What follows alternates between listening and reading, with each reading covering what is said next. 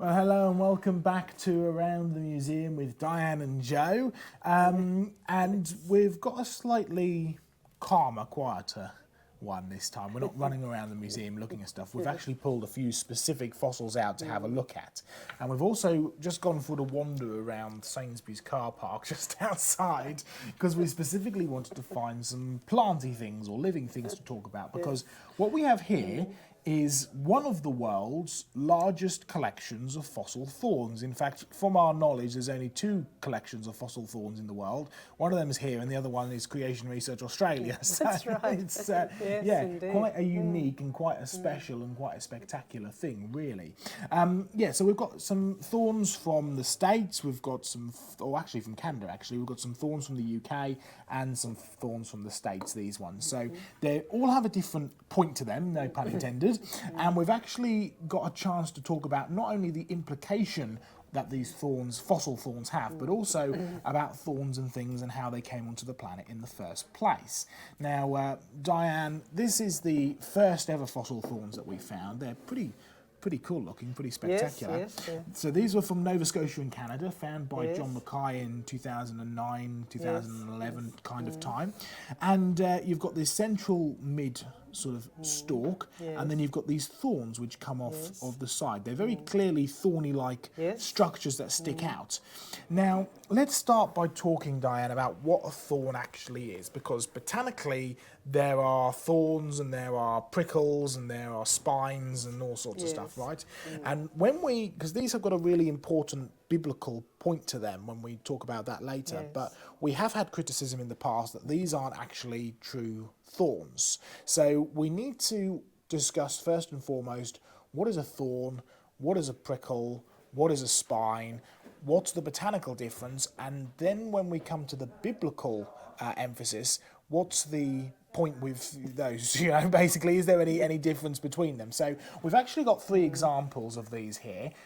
So which one of these is because I mean they're all thorny, spiky, prickly things. We've got a bramble, we've got a thistle, and we've got a sort of a hawthorny type of thing. Which one of these is the true thorns? Well, these are true thorns here. You can see they're very they're sharp pretty and they're vicious-looking things. yes, You've got. quite Well, actually, it's spiky. interesting because you can see you've got these sort of spikes, these thorns out the side, but you've actually got a thorn right on the end of it as well. It's like the whole branch kind of tapers into a thorn. So, if this is the true thorn, what actually causes these thorns? Well, what's happened here is that a branch has started to grow, and then it's given up. It's just stopped, and all you're left with is the sort of woody part of the branch.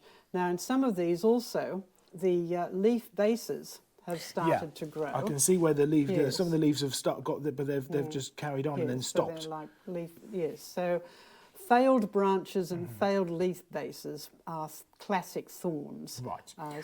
So botanically, they're the true thorns, and that's different from what you have in like roses. Yes. So here we have roses and bramble bushes and blackberries and things like that.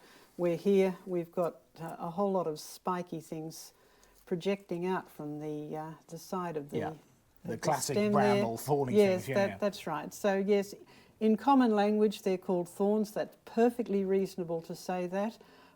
They are thorns, but in terms of classification to do with how they're formed, they're called prickles because they form in a different way. They are actually an outgrowth of the surface tissue, whereas the true thorns are formed by the woody tissue that's inside the stem, which forms the almost like the skeleton of the plant, as it were, but it's also the internal plumbing.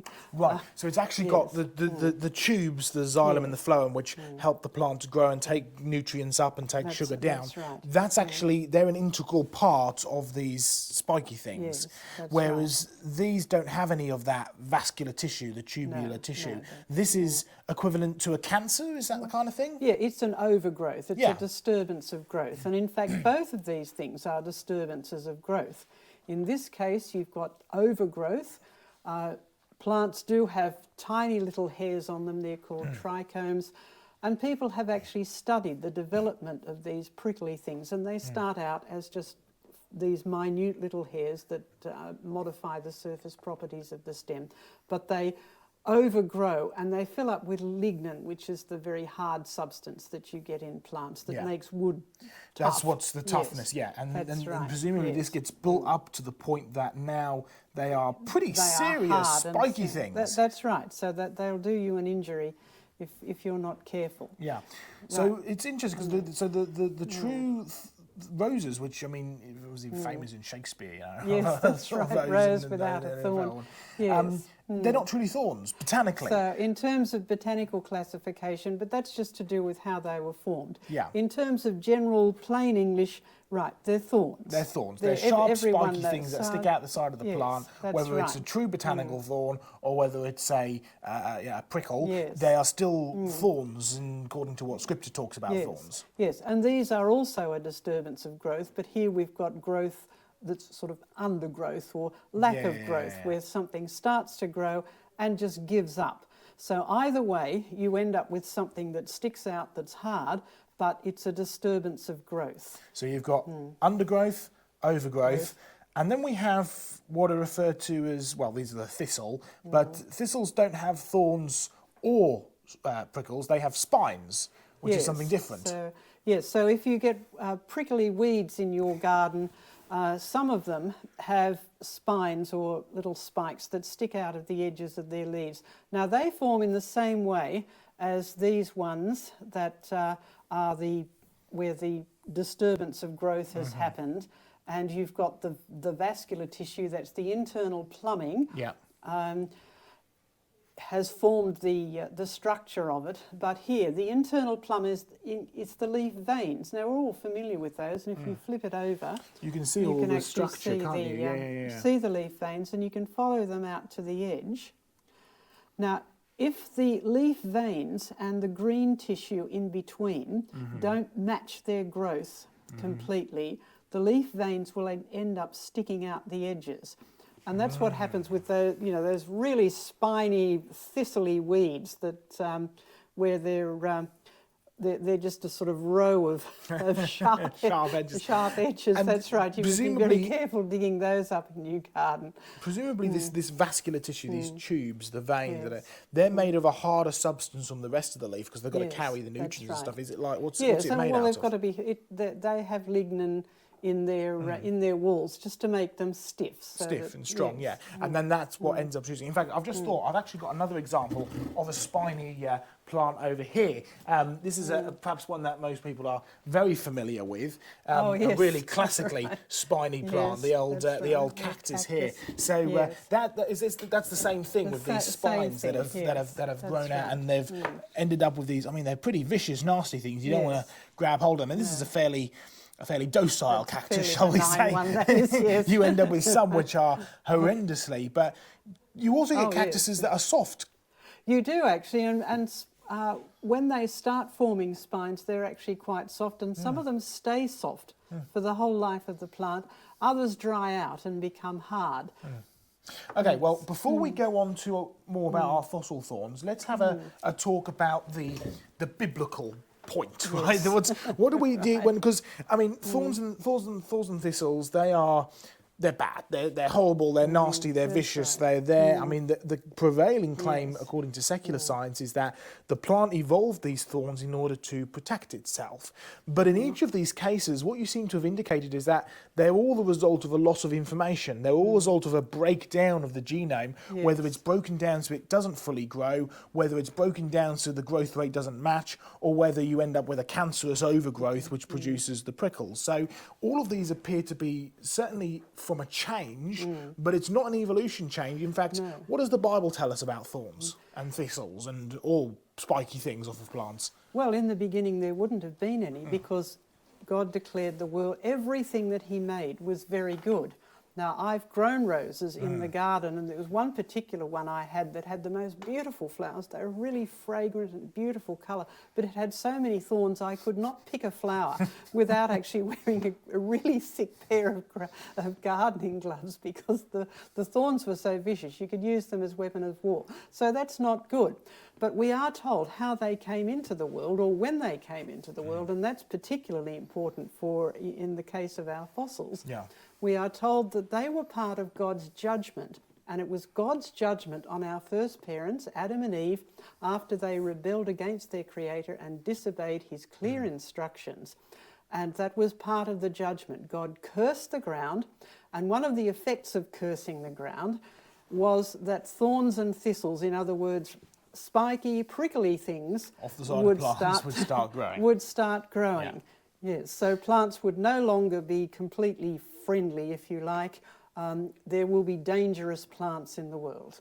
So the whole biblical emphasis is that in the beginning everything was very, very good. And as a result of man's sin, death and the curse entered the world, and things have been going downhill ever since. Yes. So when God cursed the world, would he have had to have created thorns, like a different creation, or is this just the result of a mutation, a downhill change, a God sort of releasing his full holding together so that it starts producing these? Would God have had to create anything different? No, we are told that God sustains all of the creation. That's Colossians 1:16. That's right. So all things were created and all things are sustained by God. So unless he deliberately sustains things in their perfect state, they will go downhill, because that's just part of life. That's part of the normal biochemistry of our bodies, part of the world we live in. And that damages DNA in all living things. So if that happens in a plant, you will get disturbances of growth if you get mutations in the genes that control growth. And one of the things about the genome revolution that we're living with now is that we're starting to understand how genes are controlled, how they have to work together, so that when something is growing, all the different components have to grow together, and there are genes that control that. They switch the genes on at the right time, switch them off at the right time. If that doesn't happen, you get mismatches in the different tissues growing. So in the case of a plant, it will start to grow branches, but then it will just stop. In the case of our prickly thorny bush here, right, things will keep on growing when they shouldn't. They will fill up with lignin, right, hard stuff, when they should stay soft, because a gene has been turned on when it shouldn't be turned on. So you've got muddling of the genome, or sometimes just loss of control. So that's a degeneration. It's a serious change, and it does result in change in the structure, but it's not evolution. It's the same plant. It's just gone downhill. I know you've spoken about before in biology how interconnected these genes are, and switching one thing off may affect something else completely. So could we ever get back to completely thornless roses? Well, it would be really nice if we could, and people have tried to breed them. They've sort of carefully picked out the roses that have the least thorns and bred them together. And they have come up with roses that have greatly diminished amounts of thorns, but eventually we cannot overcome all of the changes that have happened.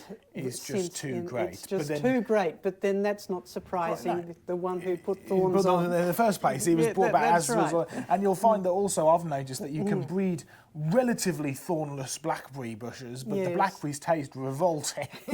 They're not pleasant at all. That's part of the problem. If you start breeding things for one particular feature, it may be at the cost of degeneration of something else. So we are not smart enough to know every gene in the genome and every control mechanism. The one who invented it, the genomes of plants, is smarter than the people who are trying to get rid of it, and undo the curse almost. That's right. So we've looked at botanical definitions of what a thorn is. We've looked at the biblical emphasis. Back to our fossil thorns here. Let's talk about these two, right? So these are thorns, or probably botanically they're prickles, but thorns biblically is more than reasonable to call them thorns. So these are both of a type of plant called a Neopterus, which is found predominantly in the Carboniferous layers, which is where these are from, right? This is from Carboniferous Nova Scotia rock, and I dug this one up from Carboniferous rock in Northumberland, right? We had some beautiful polystrate trees there as well, absolutely fantastic. So polystrate trees are interesting, of course, because it shows these are poly, meaning many, straight meaning strata. So these are trees that cut up through many layers of strata. Really important emphasis there. But Both of these Carboniferous named because of the carbon that's inside, nothing to do with millions of years of evolution, named after what's in the rocks, full of coal, full of carbon. Of course, if you're in the States, Carboniferous is a British name, so you wouldn't possibly call it Carboniferous. You would call it Pennsylvanian or Mississippian, so no guesses as to what those are named after. But these are found amongst lots of fossils, clearly a flood deposit, clearly buried very quickly, but there's actually a really biblical emphasis to these fossils because the Carboniferous rocks are supposed to be around 300 million years old. Now, I know that both you and I don't believe that, and one of the reasons we don't believe it is because you have these fossils inside there. Now, Diane, given what we've just discussed about the biblical point, what can we deduce about when these thorns were fossilized? Well, they had to be fossilized after thorns were originally formed. And we're told when thorns originally formed, it had to be after human beings appeared on the earth. Because they were the result of Adam's sin. So it had to be after, not only after Adam was on the earth, but also after Adam's sin. That's the whole reason why these thorns came about in the first place. So really, these rocks, according to the Bible, couldn't possibly be 300 million years old in the slightest. And the great thing about this is you don't have to debate about the age of the earth or gaps in the genealogies or any of this kind of stuff, because these are rocks that are supposed to be 300 million years old. Yet the Bible is emphatically clear that thorns and thistles came about after man sinned, therefore after man was on the planet. So there's no way that these could be 300 million years old according to the Bible. They have to be under, what, 6 to 7 to 10,000 years at the most? Yes. Yeah, interesting and a really important point. Now, there's another reference to thorns in Scripture. Yes. And it has something to do with that original curse as well. Where else do we talk about thorns? Well, very significant place we read about thorns in the Bible is when Jesus died. They put a crown of thorns on his head. Now, they did that to mock him because he declared that he was the king. He was the Messiah. That was a king in the Jewish. They were expecting a conquering king, and he was crucified by the Romans, who scoffed at the Jews and said, "Oh, this is what we think of your king," and they put a crown of thorns.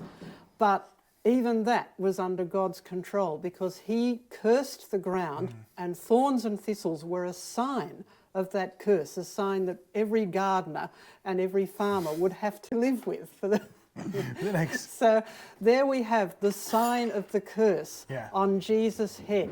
He was taking that curse for us. The curse was our punishment. The curse was the punishment for rebelling against our Creator. And so Jesus was taking that. And it says in Revelation that the curse will be no more on the new heavens and the new earth. It's been destroyed. Right. And it's because of his death that it's been able to lift that curse, that we've been able to, it's been able to be destroyed, that we have that blessed hope, that promise of the future is because of Jesus' death and resurrection again. And he was wearing a representation of that curse on his head as he died and took the sins of the world. So there's a really important gospel point to these thorns and thistles as well. Well, Diane, let's go one step further because we've got another collection of things to talk about, and this is a nice thing to kind of finish on, right? So we've got our UK example from the Carboniferous. We've got our Canadian example also from the Carboniferous Nova Scotia. But here we've actually got some rather interesting ones. In particular, this one, they're all from the same place. In fact, I helped dig many of these up. There's a place called Carthage, which is not in Africa, but it is. But it's also in Tennessee. You'll find that Carthage is right next to Lebanon, which is also in Tennessee. So it's all together there. Yes, come to America and see the world. Exactly. It's in one state and see the world. But there we are. In Carthage, in Tennessee, you have lots of rock layers there, and they have to cut through the rock layers to make the roads, right? So you can go driving along, it's great because you can pull up at the side of the road, and you've got these beautiful road cuts which cut straight through Ordovician limestone. Now, I know it's Ordovician limestone because we had one of the guys who worked for the surveying at the Tennessee Division of Geology with us. He's one of our good friends, Bob Powell. Oh, yes, and, I know yeah, Bob, he yes. came with us, right, travelled with us, and he had been one of the people who'd been in charge of going around and mapping stuff out. In fact, Bob actually found a little bit further down the road a brand new road cut with brand new geology and with fabulous fossils that have never been reported on before. Right. So Yes, he knows his stuff. And so we double checked with him, what rocks are these? He said they're Ordovician, right? Ordovician limestone. Now we travelled up and down and we found some fabulous fossils from the Ordovician limestone at Carthage in Tennessee. In particular, there's one old abandoned quarry, and you can go in there and chip around and look at stuff. You get big trilobites, you know, those big creatures, big trilobite carapaces or shells. You get fabulous brachiopod shells and all sorts of stuff. It's a great place to do a field trip there as well. But John first spotted these a few years ago in one of those road cuts, and then when I came with him, I started finding some, and then we ended up going around the corner to this abandoned quarry, and that's where we found for the first time an absolute abundance, all in the same place, an absolute abundance of these fossil, well, bits of twigs, bits of wood. Now, there's a few things you can get, first of all. Number one, you can see, Diane, you can confirm, look, they're all kind of pointing the same way. Yes, they so you've definitely got evidence of flowing water. So you've definitely got evidence of a flooding event. You can see here, look, they're all roughly pointing that same way. But as we started to look a little bit closer, we noticed that these are definitely land plants. You can tell because they're carbonised, they've got strong woody structure to them. Now, seaweeds and stuff like that have no strong structure to them, so they don't tend to carbonise in this way. They tend to just look like a chemical kind of blob on the thing, right? Whereas these have, I mean, you can see here, look at all that structure inside there. Absolutely beautiful, woody structure. But then we started to notice something unique about these, and you can see it best, well, you can see it on all of these when you put them under a microscope. But you can see it best on these. You can confirm with us there, Diane. Can you see all the little thorny things? Spikes. Little spines, Now, we actually were able to identify what these plants were. These are known as Sordonia. Right? Big teeth, chop, chop. Well, that's actually what these are named after, because these are spines. These are horrible, vicious little things that get caught up in you, like the little spiny plants, and can't get them out. They're too tiny to pull out, but they, boy, do they hurt. So you've definitely got these fossil thorns, whether they be botanically spines or not. The point is, they're pointy, right? That's right. Biblically, these came about after Adam sinned, as we've already talked about. But there's a few interesting things here. Number one, these are Ordovician. Now, Ordovician is supposed to be around 450 million years old, right? So instantly you can get rid of the dates, because according to the scripture, these thorns formed after Adam sinned. Not 450 million years ago, but within the last 7 to 10,000 years, right? So there's a really important biblical point. But also, there's a rather interesting scientific point here, because, well, the problem is these are in Ordovician, and they're definitely land plants. In fact, we've managed to get them to the Sordonia, right? Well, land plants in general weren't supposed to have evolved for another 40 million years. That's right. So we're looking at an out-of-place fossil for sure. In fact, Diane, I know that we went and spoke to the world expert on fossil thorns who dealt on the Sordonia and the Devonian up in Canada near Quebec. So what did he say about these things? Well, he said they can't be Ordovician because they hadn't evolved yet. No, he couldn't get that these couldn't be Ordovician. So we went back, didn't we? We checked with the Tennessee Division of Geology and Bob again, and followed it all the way up to the highest authority. And these are definitely Ordovician. There's no doubt about it. They're there, marks on the maps. So there seems to be an anomaly from the science, right? These things are not supposed to have evolved yet. But then don't be surprised, because, well, God says that he created all things, and he says that he created plants on day 3. They were one of the first living things to be created, and then day 5 and 6, the rest of living things were created. So don't be surprised that you've got plants as far down as you can go in the so-called geologic column, because the geologic column itself is a dead end. It doesn't really fit anywhere, and it's not found anywhere on the planet either. So you're definitely looking at flood evidence. You're definitely looking at an out-of-place fossil. Shouldn't have evolved there, but then there is no evidence for evolution there anyway. But the thorns are the real key point here, because it means that these fossils had to have formed after Adam sinned, and going back to that promise that Jesus made when he died on the cross, that we will be, we will rise with him again in the new heavens and the new earth, and there will be a world full of thorns? No. Not at all. No more curse. No It's more specific. curse. It's very plain. No more curse, or nothing accursed. Nothing accursed at all. Yes. Now, you do have to realise, if you're a theistic evolutionist and you want to argue that God used evolution in some way, you'll notice that there is a parallel between the original creation and the new heavens and the new earth. Yes. In a perfect, no more curse. And the Bible specifically says that thorns and thistles, these horrible, vicious, nasty things, are not the result of the plant trying to defend itself, but they're a direct result of the curse. So if you want to claim that God created using a process that requires horrible, vicious, sparky, nasty things, which are found as far back in some of the oldest rocks that we find living things on, you realise you have no guarantee that the new heavens and the new earth also won't be filled with pain, death, suffering, and yes, even thorns. You see, if you want the full picture, you need the big picture. Yes. And it starts with a very good creation. Yes. It starts with a world that there is no thorns in. It starts with a world that was perfect not very long back. I mean, only a few thousand years. But what was the cause of all of this? The cause of all of this was mankind's rebellion against our Creator.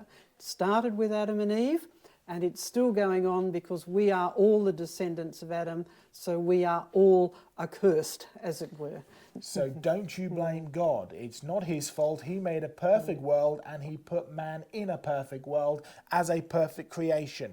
It was man who chose to disobey God. Adam chose his wife over God, and as a result of that, the world has been going downhill ever since. In fact, there's a really important emphasis that we need to get here, because it says in Genesis chapter 5 that in the day, it says, this is the book of Adam, this is the account of Adam, it says, in the day that God made man, he made man in the image and likeness of God. God is perfect, man was perfect. But then it says later that Adam knew his wife and had a child, had a son called Seth. Yes. And it specifically says that Seth was made in the image and likeness of not God, but Adam. Now, at this point in history, Adam was a sinner. The world had been cursed. Adam no longer was a perfect human being. He was a fallen human being, and Seth was made in the fallen image of Adam. The reality is there is not a person on earth today who is made in the image of God. We are all made in the image of our fathers, and our fathers are sinful. Yes. Yeah, and so we're all made in the image of our sinful fathers. So you have to understand we have that original inheritance. We're all descended from Adam, who was originally made in the perfect image of God, but we all have a nature of sin. We all fall to sin over and over and over again. That's why we need a new creation. That's why we need a saviour. That's why we need new bodies. That's right. And yes. I'm looking forward to that. Very much so. And these fossil thorns, as well as these spiky living brambles, are a very stark reminder of that world that we now live in, the result of the curse, and that desperate reminder for the saviour that we so desperately need. God, who came to the earth, the Word who became flesh, dwelt among us, was crucified, rose again, and he's promised us that he's going to make a new heavens and new earth where there will be no more death, where there will be no more curse, no more thorns, a perfect creation, and what a wonderful and beautiful promise that is. By the way, Diane, we've published a lot about thorns. We have, yes. Where can people find out about that? And you can find out about that on our question and answer site and in our fact file. And that's all available on the website, creationresearch.net. Links to Q&A, links to fact file, links to the Creation Research Centre. And come and see one of the largest collection of fossil thorns in the world, or if you're in Australia, indeed. go and see the other half, because that's about it, basically. So there we go.